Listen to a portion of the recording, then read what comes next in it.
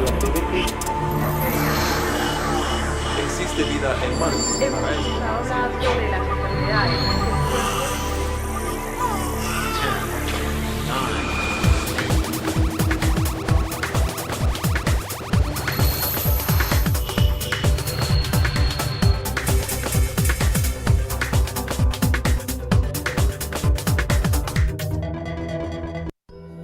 Todos los que hacemos Generación H celebramos que hoy puedas estar sintonizando esta emisión. Nos alegramos que hayas tenido la posibilidad de encender el dispositivo desde donde nos ves y que no hayas tenido la necesidad de pedir ayuda para llegar hasta aquí. ¿Qué pasaría si tu cuerpo no te permitiera hacerlo? ¿O al menos que no te resultara tan fácil? Moverte por la ciudad, incluso por tu propia casa, puede que para ti sea algo muy sencillo, pero hay personas a quienes les resulta verdaderamente un desafío. Hoy te vamos a invitar a que te adentres durante un momento a la experiencia de cómo viven las personas que tienen alguna discapacidad y a conocer las opciones de movilidad que se han ido implementando para ellos, así como algunos avances tecnológicos que les permiten tener una vida más accesible. Así que ponte cómodo, súbele al volumen que ya comienza Generación H. Hola, ¿cómo están? Me da mucho gusto darles la bienvenida a una edición más de Generación H. Estamos transmitiendo desde los estudios de Heraldo TV y, entre otras cosas, les recuerdo varias. La primera y muy importante, están nuestras redes sociales a sus órdenes para que podamos platicar, conversar. Queremos conocer qué temas quieren ver ustedes aquí en el programa, a quiénes debemos invitar y qué debemos preguntarles. Adicionalmente, les recuerdo que seguimos con mucho gusto y emocionados porque la señal de Heraldo TV se transmite hoy y desde el 12 de agosto por el 161 de Sky, estamos por Easy también por el 151 y en el caso de Heraldo Radio, es conocer y sintonizar su programación en la Ciudad de México en el 98.5 del FM, en Tampico en el 92.5 y en Guadalajara en el 100.3 del FM. ¿Es correcto, señor? Vamos muy bien ya con esa memoria. Y el día de hoy, como ya escucharon y como pudieron ver en la introducción, tenemos un programa realmente interesante porque en efecto, si hay un área en la que la tecnología, la innovación, todo este tipo de avances han tenido un impacto sumamente positivo, sostenido y avanzado además, ha sido en la asistencia que tenemos en términos de mejorar nuestra calidad de vida y particularmente cuando tenemos alguna discapacidad, los avances tecnológicos hoy se acercan en muchos sentidos a prácticamente ayudarnos en muchos casos incluso a reemplazar de manera efectiva y a veces hasta más, lo vemos en ciencia ficción y ya muy cerca a la realidad, ¿verdad? Y para ello, mi hashtag favorito, por supuesto, superen esto, novatos. Tenemos unos invitados espectaculares el día de hoy con un proyecto realmente interesante para que podamos conocer mucho mejor acerca del tema. Bienvenidos, buenas tardes. ¿Me regalan su nombre, por favor, y a qué se dedican? Claro, mi nombre es Armando, soy profesor del CECIT número 3 y muy contento de espacio y de acompañar a Armando, gracias y bienvenido. Gusto de verte nuevamente en el programa. Muchas gracias, señor. Yo me llamo Diego, soy estudiante del Politécnico Nacional. Actualmente estoy estudiando en la CIME Azcapotzalco en robótica industrial. Welcome, bienvenido, don Diego. Muchas gracias. Me llamo Alejandro y igualmente soy maestro del CECIT número 3 del Instituto Politécnico Nacional. Bienvenidos los tres y muchas gracias. Como escuchábamos en la introducción del reportaje y la que misma quedaba yo, la importancia y el impacto que la tecnología, la innovación ha tenido en ayudarnos a mejorar nuestra calidad de vida, particularmente no solo en salud en general, sino en el caso de una discapacidad, es muy grande. ¿Cómo perciben hoy el entorno en general en el que nos encontramos a este respecto? Pues en general yo creo que hemos ido evolucionando poco a poco en ser más inclusivos, cuando antes éramos muy excluyentes, ¿no? Ahora tratamos de incluir a toda la parte de la sociedad y eso es muy bueno porque nos ayuda bastante a crecer. Me gusta que el programa comienza preguntándose, en el caso de quienes no tengan una discapacidad, ¿te imaginas lo que sería vivir con una discapacidad? Y muchos de nosotros en algún momento de nuestras vidas, quienes somos afortunados en no tener en este sentido alguna discapacidad, todos alguna vez el ejercicio de, por ejemplo, intentar caminar con los ojos cerrados por algunos cuantos metros, ¿no? Y por algunos cuantos metros nos damos cuenta muy rápidamente, pues, de lo complejo que implicaría el pasar mucho tiempo así. Si lo hacemos cuando se nos ha infectado un oído, por ejemplo, y perdemos audición o una buena cantidad de audición, vemos lo que implicaría en muchos aspectos ir padeciendo alguna de nuestras capacidades. ¿qué los impulsa a ustedes a acercarse a proyectos de este estilo? Y ahorita platicamos del proyecto en el que están trabajando. Es que son muchos los temas que hay al respecto. Adelante, don Diego. Lo que pasa es que nosotros, como tenemos un compañero que tenía un familiar con discapacidad motriz, desde aquí nos surge esta parte de querer ayudar a las personas con esta discapacidad. Nosotros lo que pensamos es ayudarles a mejorarles un poco su calidad de vida. ¿Qué tipo de ejercicios en este sentido imaginativos hicieron ustedes cuando comenzaron a trabajar con el proyecto? Precisamente al respecto, ¿cómo se ponen ustedes desde un punto de vista técnico en el lugar de alguien que tiene ciertas discapacidades? ¿Cuáles analizaron? Las personas que tienen estas discapacidades, por ejemplo, no se pueden desplazar de una manera muy rápida. Entonces tienen que estar con su silla de ruedas manejándola. Entonces son muchos problemas los que implican esta parte. Esos fueron los factores que nosotros vimos para poder realizar nuestro proyecto. Y es que siguiendo esta línea de que todos en algún momento nos hemos tratado como de poner en el lugar de alguna discapacidad, recordemos incluso lo que sucede cuando nos cortamos con el filito de la hoja de papel en un dedo, lo chiquita que es esa herida y lo molesta y ladillosa que resulta. Y casi siempre comentamos, basta con que te lastimes tantito cualquier parte de tu cuerpo para que te hagas consciente de lo importante que implica esa parte de tu cuerpo, que normalmente damos por sentado y pasa, por supuesto, con nuestros sentidos. Los invito a que veamos este reportaje que preparamos justamente tratando de ponernos en el lugar de los demás y decir, a ver, bueno, ¿y si fuera yo? ¿Y si fuera yo? ¿Y si fueras tú? Vamos a ver esto que preparamos y regresamos a platicar. ¿Cuánto te tardas en llegar a tu trabajo o escuela? ¿Qué pasaría si esto lo hicieras en muletas o en silla de ruedas? Seguro no te resultaría nada fácil. Si bien en la Ciudad de México existe la Ley de Accesibilidad para Personas con Discapacidad del 2011, en la cual se exige que todas las dependencias, edificaciones, empresas constructoras y transporte público creen infraestructuras para estas personas, la realidad es muy diferente. Tan solo en la Ciudad de México viven 482,000 personas con discapacidad que necesitan transportarse a su escuela o trabajo, y para ellos las trampas son los elevadores, las aceras invadidas y la peor de todas, la indiferencia. Si bien en transportes como el Metrobús y el metro se han implementado elevadores o guías para personas con discapacidad visual e incluso existen taxis preferentes, otros medios como los camiones o combis aún carecen de una estructura que permita a personas con alguna discapacidad trasladarse con sencillez. Y es que no es sencillo cuando nos ponemos en el lugar de los demás, que es un ejercicio que cada vez más en general intentamos hacer, ponernos en el lugar de los demás, es cuando entonces podemos entender lo que implica que nosotros demos muchas cosas por sentadas. Y en este caso, cuando se trata de nuestros sentidos, de todas nuestras capacidades, damos por sentado que todo el mundo puede pasar sin ningún problema, subir un escalón sin ningún problema, leer sin ningún problema alguna etiqueta o, como bien tú nos explicabas, Diego, trasladarse o tomar algún objeto con una mano no parece que en todo caso resultara tan complicado. ¿Cuáles son los retos con los que se enfrentan desde un aspecto técnico cuando están tratando de ayudar a un ser humano a emular cierto tipo de capacidades? Por ejemplo, yo creo que también estas personas con discapacidad en el metro, cuando van ellos incluso pasando, tienen estas dificultades para poder movilizarse. ¿Por qué? Porque las estructuras que tiene el metro, por ejemplo, son escaleras. Entonces se les complica, por ejemplo, subir. Esta es una parte complicada. Súper importante, pero pasa lo mismo en los casos de la señalización, en términos de la legibilidad de las letras o no, de anuncios auditivos que en muchos casos dan por hecho que todo el mundo escuchemos. Y lo vemos incluso en las tecnologías de información, sitios y contenidos que necesitan considerar discapacidades para ser realmente efectivos. ¿Cuál es el marco actual en nuestro país en términos justamente de la asistencia que se da a las discapacidades, en términos de equipamiento y de tecnología? ¿Cómo lo perciben ustedes? Pues creo que en ese aspecto, como te mencionaba, sí hemos ido creciendo, sin embargo nos falta bastante.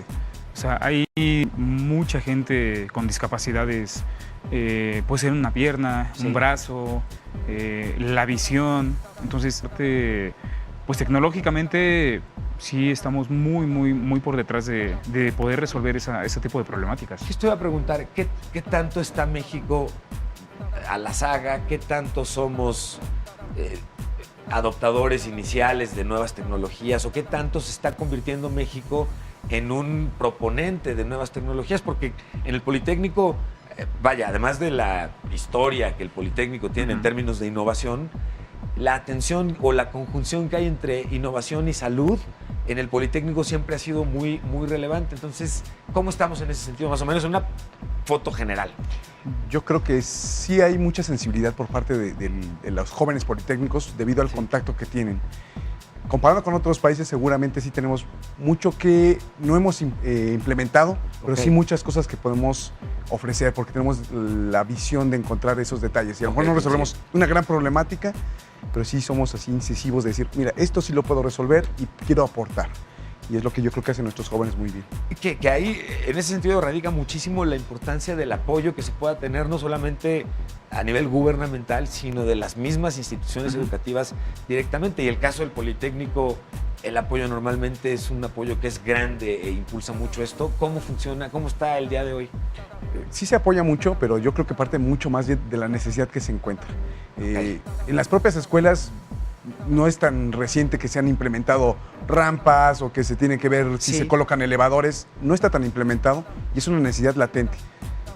Pero sí hay muchas ganas de seguir aportando. No siempre tan atendida como uno desearía, en eso coincido totalmente. Más adelante vamos a platicar al respecto, pero un pasito antes, incluso ustedes haciendo la carrera en este sentido, con este tipo de proyectos, ¿cuál es el sentimiento que tienen en términos de empatía, particularmente de los jóvenes en los espacios universitarios?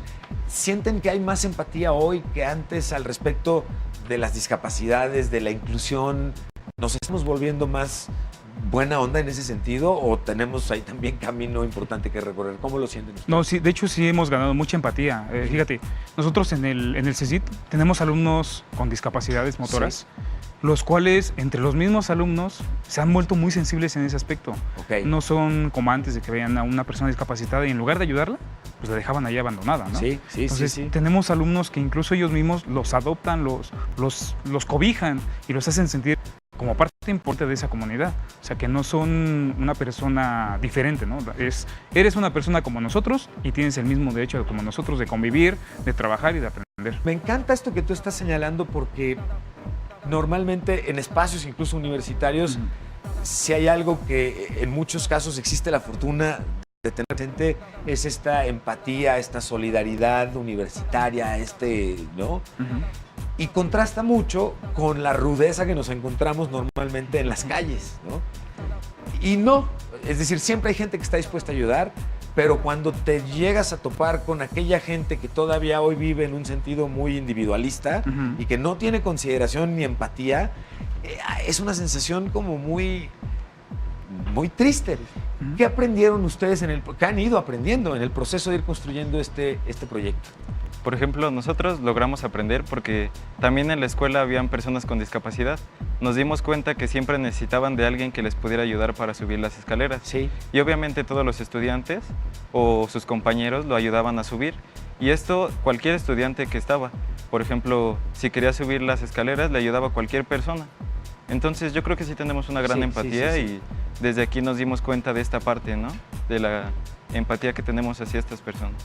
Adelante. Me gustaría complementar diciendo que esta gente es igual de capaz que nosotros y que no siempre quieren que uno lo esté ayudando, que los medios no siempre están ahí. Hijo, esto es bien importante, claro, tienes toda la razón. Es más, hagamos una pausa en este sentido.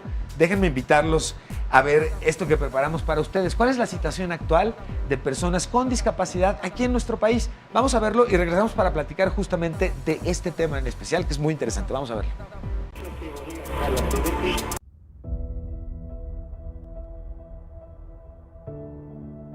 Una persona con discapacidad que tiene límites físicas o mentales para realizar actividades cotidianas como caminar, vestirse, leer, comer o escuchar. Así define este término el Instituto Nacional de Estadística y Geografía.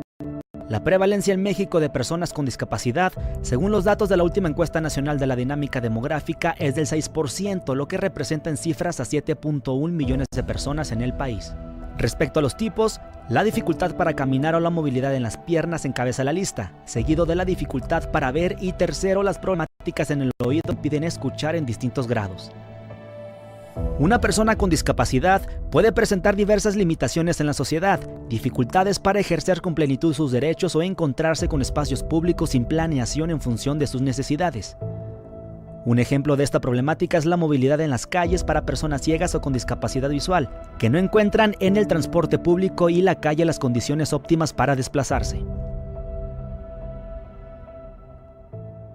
Práctica, todavía hay muchos cambios que realizar, las calles están maltratadas, rotas, están saturadas de obstáculos. En general todavía vivimos discriminación. Fue algo muy difícil. Entonces si salía con apoyo de mi mamá, salía con apoyo de mi hermano, para poder realizar ciertas actividades. El Consejo Nacional para Prevenir la Discriminación argumenta que las personas con discapacidad enfrentan condiciones pronunciadas de exclusión, una alta proporción vive en pobreza y además es discriminada en la educación, la salud y en empleo, entre otros ámbitos.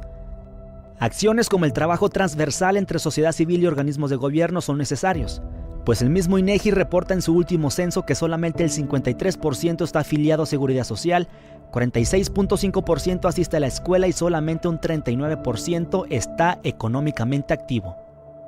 Juan Antonio Anistro, El Heraldo de México.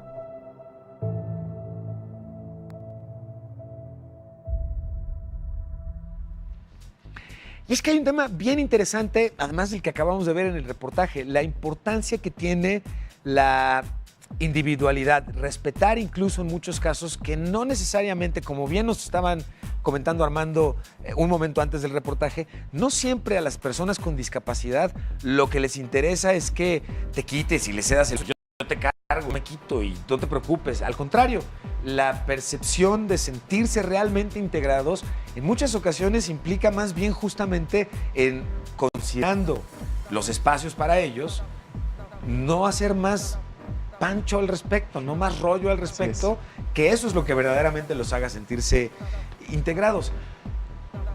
En espacios públicos hemos avanzado mucho y hoy cada vez más vemos justamente consideraciones en términos de espacio, pero los retos en ese sentido son todavía muy grandes. ¿Cómo los perciben justamente ustedes?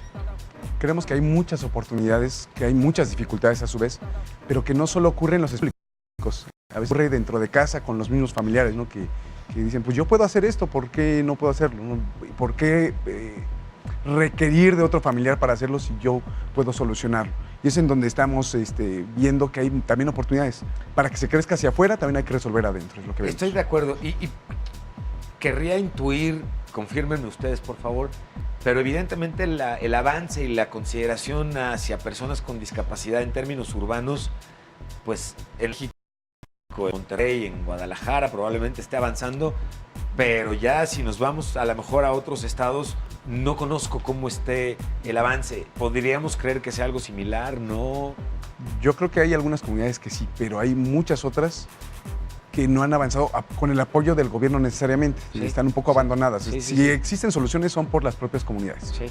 Entonces sí hay mucho trabajo. Se requiere no solo de ideas, sino también de la buena mano del gobierno para que se puedan hacer las cosas. Coincido totalmente. Tenemos un gráfico que preparamos en el que presentamos cuál es la población con discapacidad que tenemos en México. Y justamente me gustaría que me ayuden a entender, además de la información que tiene el gráfico per se, cómo lo contrastamos justamente con la realidad que ustedes mismos están viendo. En México viven 7 millones de personas con algún tipo de discapacidad.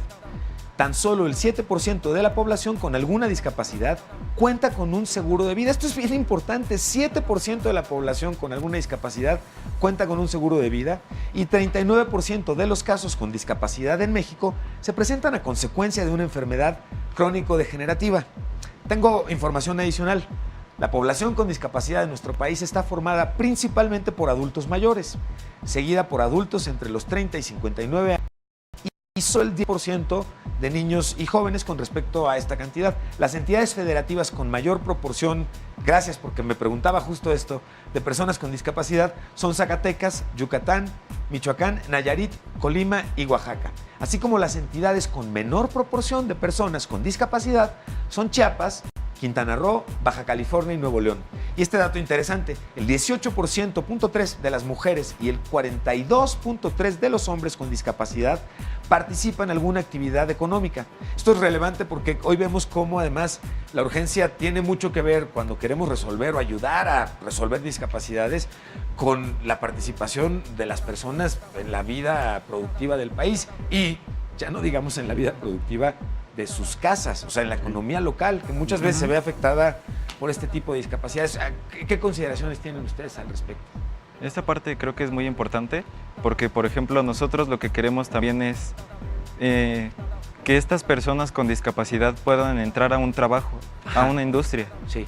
Porque muchas veces como tienen esta discapacidad no se les da ese reconocimiento o esa parte de puedes trabajar aquí o no puedes hacer esto. Sí. Entonces, también es una problemática que también pensamos resolver.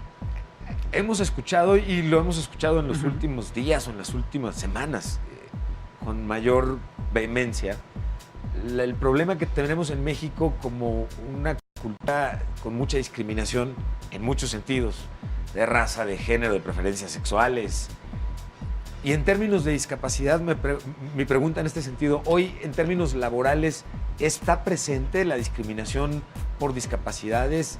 ¿Es un problema? ¿Es algo que está controlado? ¿Cuál es el...? De hecho, sí, es un gran problema. Okay. Porque muchas veces en la parte laboral no nos damos cuenta o no se da cuenta en la parte del empleador, sí, que muchas personas llegan a ser o a pasar por esa discapacidad motriz o de cualquier otro tipo por problemas de trabajo.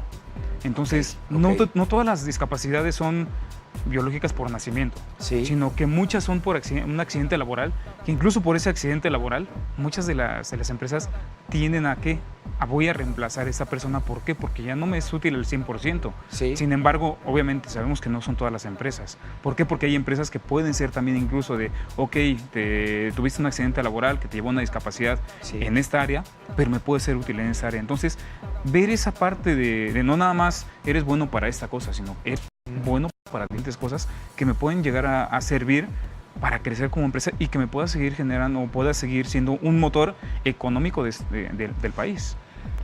¿Contamos con leyes en términos laborales que consideren si me accidento en la empresa es la que me tiene que respaldar? ¿O cuál es, cómo estamos ahí? Pues en ese aspecto de la parte de respaldo, obviamente en la parte de lo que es la Secretaría de Trabajo y Previsión Social, que se encarga de precisamente esa normatividad, de toda la seguridad industrial, pues también hace la parte de investigación, ¿no? ¿Quién es el que tiene la culpa? Si es el empleado o si es el empleador. Si las instalaciones están en buenas condiciones para el empleado o si el empleado tuvo alguna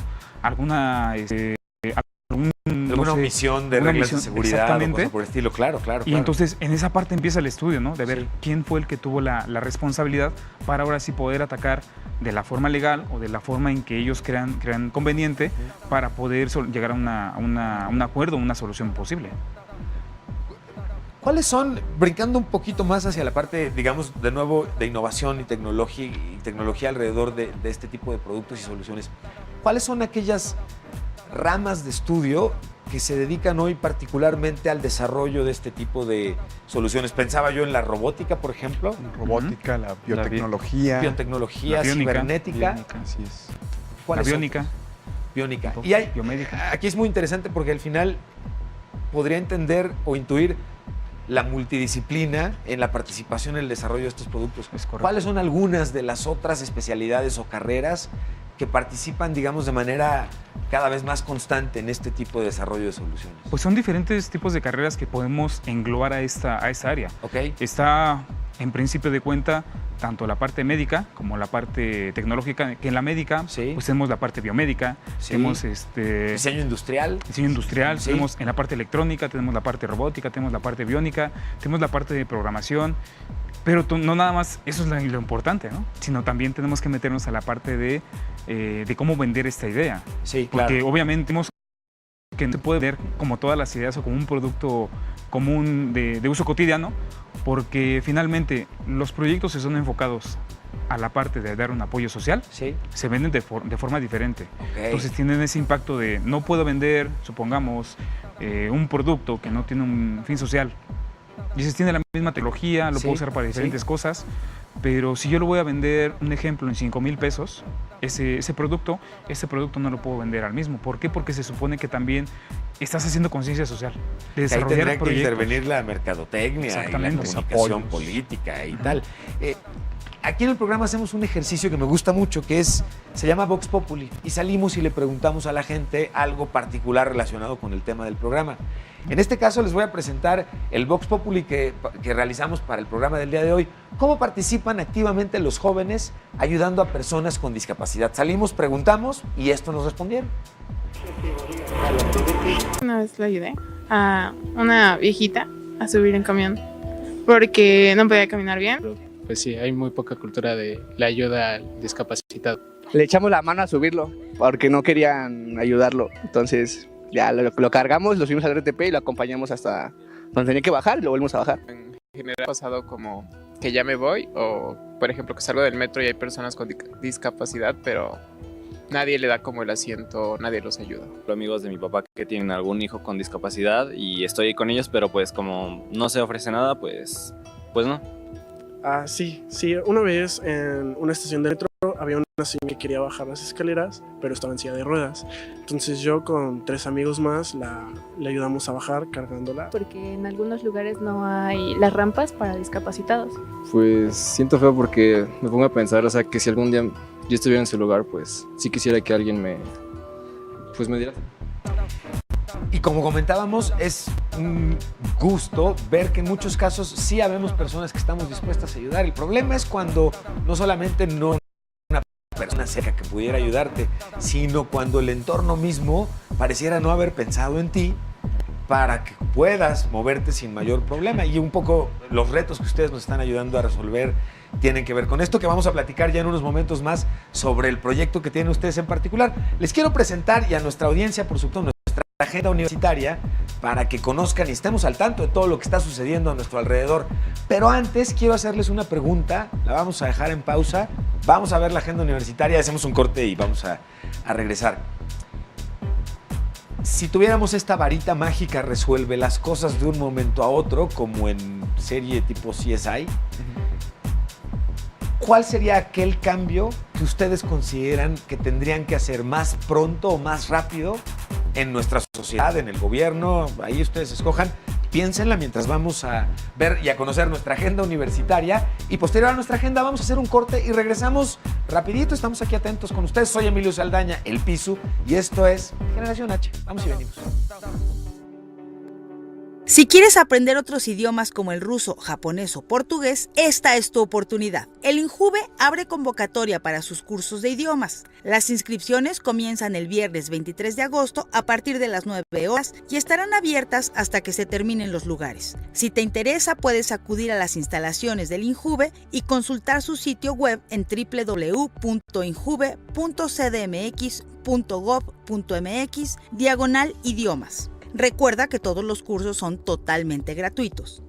Ricardo Pablo Pedro es un primer indígena universitario en obtener el grado de doctor en el Instituto Tecnológico de Massachusetts, MIT. Ricardo es egresado de la Facultad de Química de la UNAM y cuenta con el Premio Nacional de la Juventud 2017. Fue el primer mexicano de origen indígena que ha llegado a graduarse con un doctorado en el Instituto Tecnológico de Massachusetts después de un arduo camino donde ha tenido que valerse de su creatividad para pedir apoyos económicos que le permitieran llegar para desarrollar materiales bidimensionales para hacer microchips y paneles solares.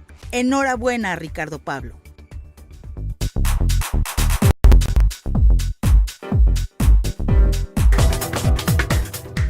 Regresamos.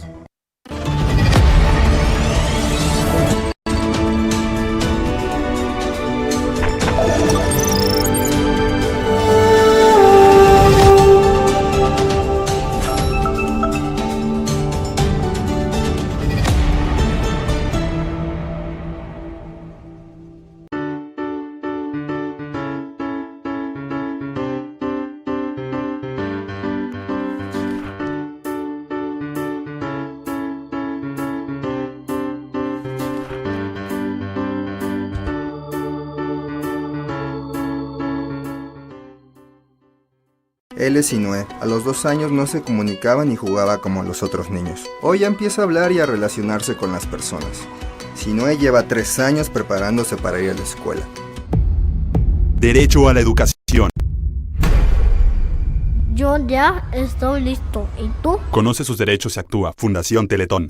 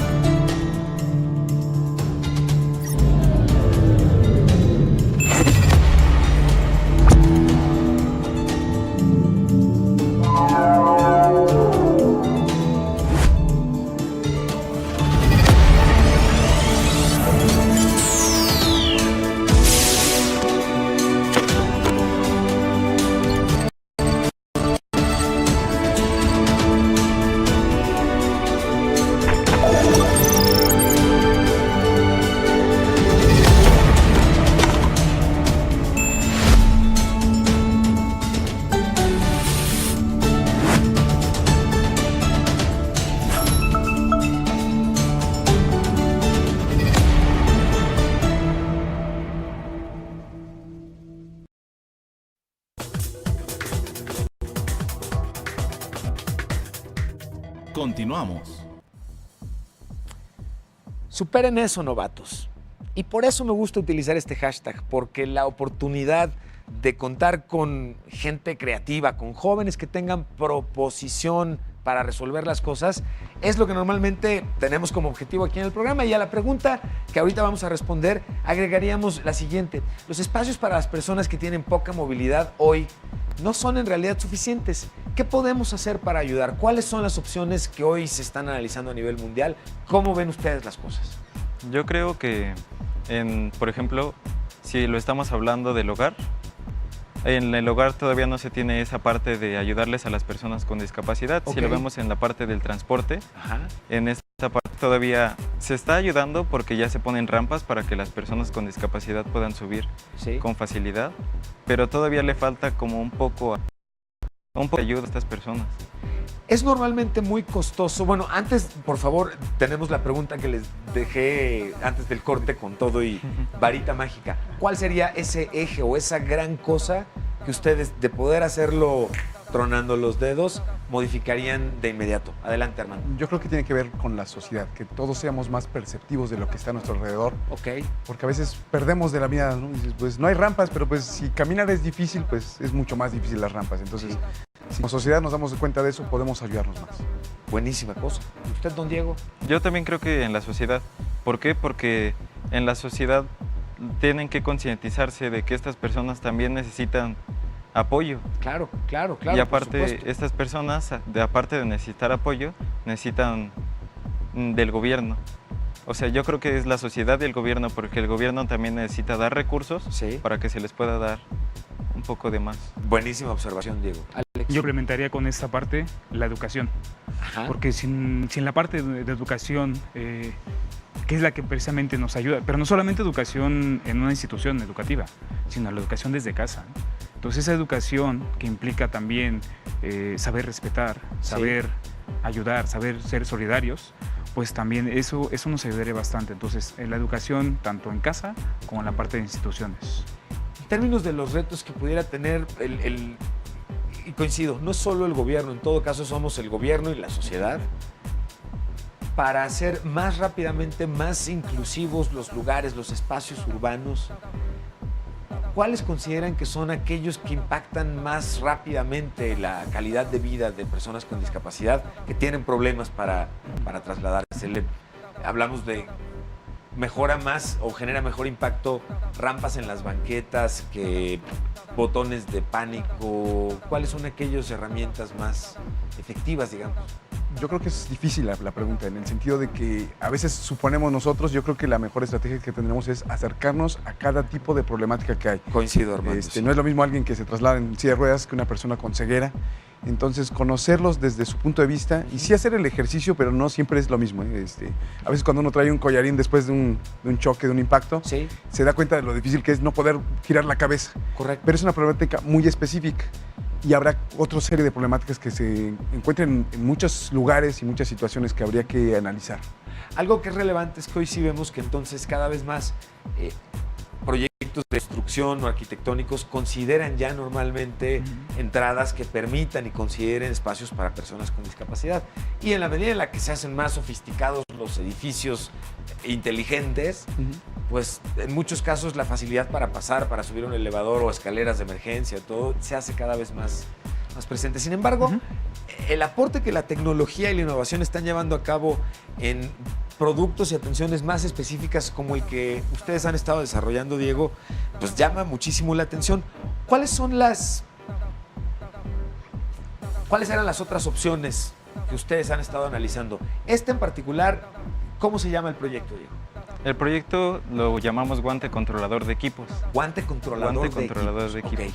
Okay. Lo que hace es que, por ejemplo, la persona con discapacidad pueda controlar los dispositivos a distancia, sin necesidad de tener que trasladarse, y aparte lo va a hacer. Él no tiene la necesidad de que otra persona tenga que ayudarle. Ok. Eso está buenísimo porque la posibilidad de aplicaciones se antoja, pues evidentemente, tanto para personal o casera como en términos laborales. ¿Nos puedes mostrar qué es lo que hace? Sí, vamos a contar. A ver, vamos a ver. Tenemos que conectar primero el guante. Ok. Y esto se tiene que enlazar. Ok. Se tiene que enlazar con la otra parte. ¿Cómo se enlazan actualmente? Se enlazan a través de módulos Bluetooth. ¿De Bluetooth? Sí. Ok, perfecto. A través de módulos Bluetooth se enlazan con lo Sí. que nosotros tenemos acá, que es un PLC. Este Ok. PLC es un controlador Sí. lógico programable. Entonces, una vez enlazados, que tiene que esperar a que los dos estén a la misma frecuencia. Mientras están enlazados, cuéntame, ustedes por supuesto diseñaron también la tarjeta que estamos viendo que traes en el brazo y la tarjeta que está en esa base de por allá. ¿Cuáles fueron los retos más interesantes con los que se han ido encontrando? Ahorita se prendió el ventilador. ¿Qué hiciste para que se prendiera? Tienes que flexionar los dedos. Lo que tienes aquí son sensores flex. Señor, voy a utilizar mi hashtag favorito nuevamente en la 4, si está usted de acuerdo. Superen eso, novatos. Yo sí quiero uno, Diego, donde hay que formarse porque está muy interesante. Ok. Esta posibilidad te permite varias funciones con el ventilador. ¿Cuáles son? Te permite muchísimas funciones. Porque, por ejemplo, puedes activar dispositivos de 127 volts, una televisión, incluso un ventilador, que es lo que estamos proponiendo en esta vez. Ok. Entonces, lo que también podemos hacer es que en la industria los procesos se desarrollen con el mismo guante. Un proceso de refrigeración, cualquier tipo de proceso que ellos puedan apoyar. Puedas activar ciertos distintos procesos dentro de un macroproceso integrado. Pero explicado en modo, muevo un dedo, se prende el ventilador, muevo el otro, se prende la tele, y muevo el otro y subo el volumen o bajo el volumen, por ejemplo, suena espectacular. Miren nada más lo que tenemos aquí atrás, justo en pantalla, más bien ustedes, yo aquí atrás. Pero son parte de las pruebas que han estado realizando. ¿Cuántas personas conforman el equipo, Diego? Las conforman 4 personas. Ok. Uno de ellos es Aarón Antonio, que es uno de mis compañeros igual de la Vocacional 3, que fue donde realizamos este proyecto. Ok. Otra chica que se llama Onassis Montserrat, es una de nuestras compañeras. Y Uriel. Uriel Mendoza, que también nos acompaña en este proyecto, y su servidor. ¿Qué ha representado para ustedes a lo largo del desarrollo del proyecto el poder a través de la tecnología resolver retos como permitirle a alguien con una discapacidad poder utilizar los dos objetos que tú acabas de escribir, de no contar con un control remoto y correcta movilidad en manos? Son tareas que se antojan casi heroicas. Entonces, me parece bien interesante. ¿Qué ha significado para ustedes? Yo creo que este proyecto, a pesar de que tuvimos muchos conflictos al realizarlo, nos beneficia mucho de manera personal, porque nosotros con mi equipo estamos dando, digamos, una solución a las personas con discapacidad. O sea, tienen una solución real a problemas de la vida cotidiana, que muchas veces no se llegan a atender porque están pensando en tecnología, por ejemplo, en teléfonos, en automóviles, y no se les da este trato a las personas con discapacidad. Diego, pasaron, hablamos en tiempo internet y en tiempo emprendimiento. Pasó un año y todo eso que ustedes tenían planteado que sucediera, que ahorita me platicas, sucedió. ¿En dónde, platícame, la escena del proyecto ya está funcionando? ¿Dónde está? ¿Cómo lo compro? Yo creo que lo que nosotros pensamos hacer es que este proyecto se reduzca, o sea un poco más compacto para que las personas no tengan que estar lidiando con tanto cable, tanta tecnología que tenemos aquí. Nosotros queremos que esté en la industria, queremos que esté en las empresas, que esté en distintos lugares en donde estas personas puedan atender sus necesidades de manera correcta. ¿Cuánto tiempo, cómo está el desarrollo actual del proyecto y el prototipo que estamos viendo, que ya lo vemos funcionando completamente? ¿Cómo están sus tiempos ahorita? Creo que llevamos más de un año en esta realización del prototipo, porque todavía es un prototipo, todavía queremos añadirle mejoras, queremos añadirle más cosas que todavía le hacen falta.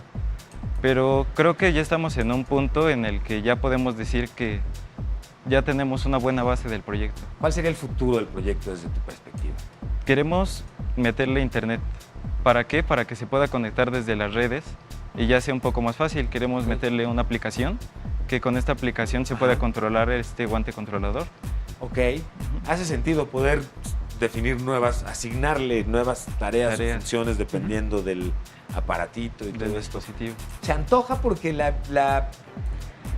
así como hoy tenemos exoesqueletos que nos ayudan a fortalecer ciertas partes de nuestro cuerpo para realizar actividades que de otra forma no podríamos, y obviamente a arreglar o ayudar en discapacidades, estas exoconexiones a mí la verdad es que me entusiasman muchísimo. Soy de los primeros que se anota en la lista de instalarme el granito de arroz con RFID para entrar y prender y apagar las luces, pero tiene mucho que ver justamente con el tipo de proyecto que nos estás planteando en esta ocasión. Comentar que a lo mejor pareciera muy sencillo, pues, con un interruptor lo prendes, pues sí, pero eso ya tenemos algunos años teniendo aplicaciones que lo hagan. Claro. Esto está pensado para la gente que tiene una dificultad en términos de la discapacidad, una paraplegia donde pues es muy difícil incluso poder levantar la cama o el respaldo de tu cama, y que alguien mecánicamente lo puede hacer. No es nada difícil motorizarlo y que con un dedo lo puedes hacer para que no requieras esto, o mandar una señal de alarma si no estás pudiendo respirar bien, que eso lo haríamos con la app, y es lo que se está proponiendo a partir de lo que los chicos pueden hacer sin requerir toda la tecnología. Sí pueden proponerlo con lo que ya saben. Estamos seguros. La cantidad de aplicativos que se pueden determinar a partir de lo que tú nos estás mostrando, Diego, me parece que es amplísima, y todas en aplicaciones muy interesantes por cómo ayudan a resolver en un momento alguna discapacidad. Me gusta la reflexión que haces, Armando, en el sentido de la dificultad que pueden tener las personas discapacitadas, y que lo hemos platicado a lo largo del programa. Aquella función que nuestro cuerpo deja de estar presente o deja de estar presente al 100%, representa todo un reto. Cuando hacemos el ejercicio temporal, nos damos cuenta de lo mucho que nos falta. ¿Cuál ha sido la recepción del proyecto dentro de la comunidad universitaria, y cómo han ido ustedes apoyándose con distintas otras disciplinas? Que ya platicábamos de la multidisciplinariedad que hay involucrada. En este caso en particular, ¿quiénes se han visto más involucrados? ¿Cómo han estado las participaciones? Yo creo que la tecnología que nos han enseñado en la vocacional fueron las bases que nos llevaron a realizar este proyecto. Ocupamos a partir de instalaciones eléctricas, porque es la parte del ventilador, que son 127 volts, y aparte utilizamos la corriente directa, que es la parte de la electrónica. Algo que me gusta y que resaltaría mucho es la eliminación de cables para poder conectar al individuo con la función. Justamente la posibilidad de no estar conectados, pero tener interactividad, hace una diferencia espectacular. Nuestra H-Redacción preparó un reportaje justamente acerca de los museos interactivos, y que tienen en muchos sentidos la oportunidad de ayudar a personas que tienen ciertas discapacidades a disfrutar, por supuesto, de la cultura. Vamos a ver lo que prepararon y regresamos para platicar. Desde los años 90, diferentes museos en México se han renovado para ser más accesibles a sus visitantes, en especial a personas con algún tipo de discapacidad. Uno de los proyectos pioneros fue Todos Somos Diferentes del Papalote Museo del Niño, que se realizó durante más de una década y que consistió en actividades para fomentar la alegría, la comprensión, la tolerancia y el respeto entre escuelas de educación regular con escuelas de educación especial. Este tipo de actividades son un gran avance para la inclusión de personas con discapacidad. Sin embargo, no son suficientes, ya que todavía se requiere mucho trabajo para transformar la infraestructura de espacios culturales permitan el acceso a todo tipo de públicos. Actualmente existe una red de 20 museos en la Ciudad de México que atienden a personas con discapacidad, para impulsar y generar una cultura de inclusión en todos los ámbitos de la sociedad. Algunos de estos recintos son el antiguo Colegio de San Ildefonso, el Centro Cultural de España en México, el Centro Cultural Universitario Tlatelolco, el Centro de la Imagen y el Museo de Memoria y Tolerancia. En estos espacios encontrarás adecuaciones en la infraestructura para el mejor desplazamiento, elementos museísticos y exhibiciones pensadas especialmente para discapacitados. Ya ven por qué con tal emoción y con vehemencia y ahínco utilizo el hashtag Superen eso, novatos, en este programa, por el gusto que da justamente conocer a jóvenes que estén no solamente analizando y conscientes de las necesidades que tenemos o los retos que tenemos como país o como planeta o como ciudad o como comunidad. Justamente la idea de salirse de la caja y pensar cómo puedo ayudar a resolver quizá en formas que no habían sido consideradas antes. Y una de estas tiene que ver justamente con la tecnología. ¿Cuáles son las tecnologías que hoy están siendo más socorridas para productos que están relacionados justamente con personas con discapacidad para solucionarles la vida? Pues la conexión a sensores sobre la piel, directamente conexión a la vista humana, al cerebro. Obviamente ahí se requiere mucho del apoyo de la tecnología médica, ¿no? Entonces es una especialidad muy específica. Sí. Pero sí se tienen requerimientos de muchos ámbitos. El ámbito social también es importante. Si no vemos las necesidades, es difícil tenerlo. Y a veces uno puede tener ideas y creatividad. Sí. Pero alguien te dice, oye, con lo que tú sabes, ¿no puedes hacer esto? Y pues la verdad es que dices, sí lo puedo hacer, pero no lo había pensado. Claro, no lo había pensado. Y entonces el tener ese contacto es muy importante. Hoy tenemos un reto muy interesante. Hasta hace poco tiempo medíamos ciertas cantidades de cosas, pero de muy pocos años para acá, la cantidad de sensores, por ejemplo, que hoy tiene incluido un smartphone, es realmente impresionante. No nos damos cuenta, no lo pensamos muchas veces, pero hasta biométricos ya traemos integrados en el teléfono, pero también sensores de movimiento, de altura, de presión, de muchísimas cosas. Y hoy vivimos o estamos entrando a una etapa, a una era en la que los datos son el centro de gravedad de muchas de las cosas que suceden. Incluso en muchas de las aplicaciones que hoy traemos en nuestro teléfono nos ayudan a saber cuántos latidos dio nuestro corazón, cuántos pasos di, cuántas calorías. Es decir, estamos conociendo detalles y datos de nosotros mismos que hasta hace pocos años no habríamos ni soñado en conocer. ¿Cómo ven ustedes, desde el punto de vista de creadores de este tipo de tecnologías, el reto, la oportunidad que el Big Data implica para este tipo de soluciones? Pues creo que sí es muy importante esa cuestión, como lo mencionabas. El uso de datos hoy en día es ilimitado, ¿no? Entonces, con esos datos también nos ayuda de cierta forma a saber qué es lo que podemos hacer, ¿sí?, o poder motivar a nuestros jóvenes para poder crear cosas que nos puedan ayudar no solo como sociedad, ¿no?, sino que primeramente como persona, para que ya mejorando como persona, ahora sí yo puedo brindar un apoyo a la sociedad. Entonces, sí, esa parte sí la tenemos que empezar a aprovechar.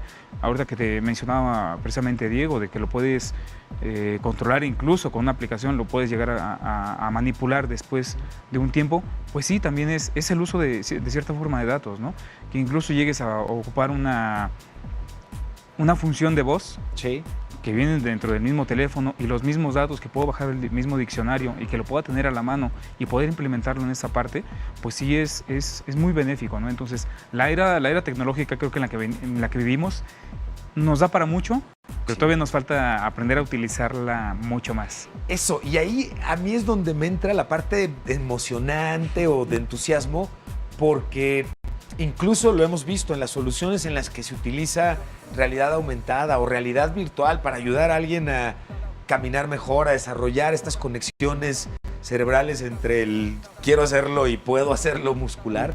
Vemos que los beneficios son muy grandes, y el producto que ustedes hoy nos presentan nos da también, pues, la esperanza muy positiva de que la discapacidad no es ya una condena, digamos, absoluta, sino que la posibilidad de ayudar en un momento dado, tecnológicamente, en muchos casos el avance es grandísimo. Y me encantó que Diego haya resaltado que particularmente el reto lo tenemos en términos de la cultura, de los cambios en la forma en la que la sociedad recibimos esto. Pero celebrando la parte tecnológica, quizá por eso además mi emoción adicional, nuestra redacción preparó este reportaje. ¿Cuál es, en este sentido, la tecnología para la discapacidad? Chequen lo que preparamos.